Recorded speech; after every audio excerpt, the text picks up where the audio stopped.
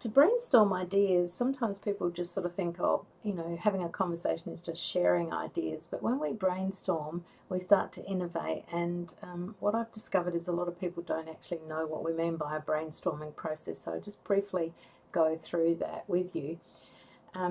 When you meet as a team, so you might be meeting as a youth team or a Sunday school ministry team, you need to select the right people that are going to progress ideas. They are the people that need to be on the team. So if you're getting a team together around inclusion, get the right people on there. So define or determine what you're going to focus on and use strength-based questions.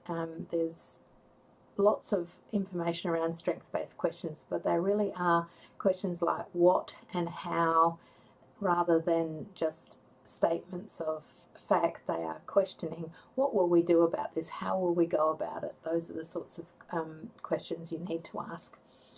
So you might talk to the young person or their family to determine what you need to focus on when you are trying to get together an inclusion plan. And you might say things like, to the parents, tell me about the things or the activities your child finds most fun. Or to the child or the young person, you would say, what things do you like most about church or youth group or Sunday Fun Day? The next one is, what works best to enable inclusion for you or your child at this age or stage of their development? That would be to the parent, but to the young person, you'd say, when do you feel like you join in best or have the most fun? So making sure that you tailor your questions to they're being age appropriate and developmentally appropriate and as simple as possible. What works best to enable participation for your child at this age and stage of their development? To the parent, maybe?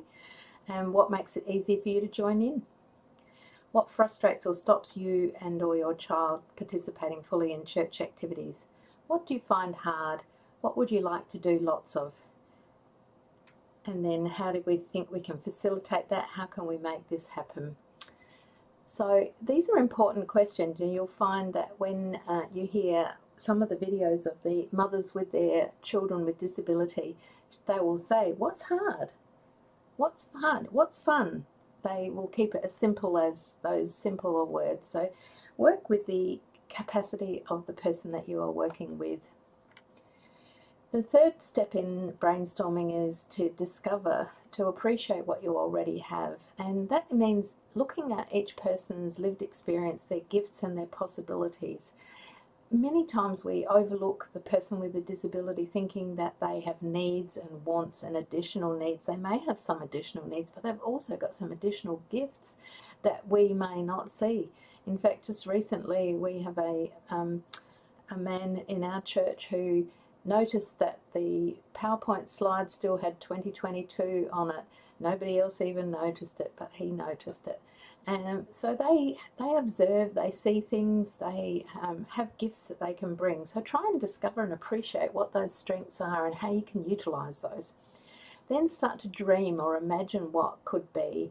How will you enthuse and motivate people to make that dream a reality? How can you get this person to help in the church cafe? How can you get a valuable role for them to do? What could it look like, and what would you do to make it work? And then the next step is to design or create what will be. Work out an action plan using the inclusion ideas that address the specific barriers or enhance the enablers. So make sure the things that need to happen to make this work are grow, and the things that are barriers to it, which is often people's attitudes or things like that, address those. So maybe just having a chat with someone saying, you know what, we're going to take a little bit longer to do this, but we're going to include so-and-so in the process so that they can join in and participate in the activity. Oftentimes forward planning is all that's required. And then the sixth step is deliver. Start the steps to make it happen. So create the action plan. And if you don't have an action plan, things often don't happen. The talking goes on and on and on, because there is a big step between what we say and what we do, and it's the what we do that creates the change. So we've got to make sure those things happen. So then have a look at the communications things again and brainstorm some of those communication options for people living with disability in your community. What could you do? What could you do to maximise inclusion for young people with disability in the way you communicate and the way you create plans?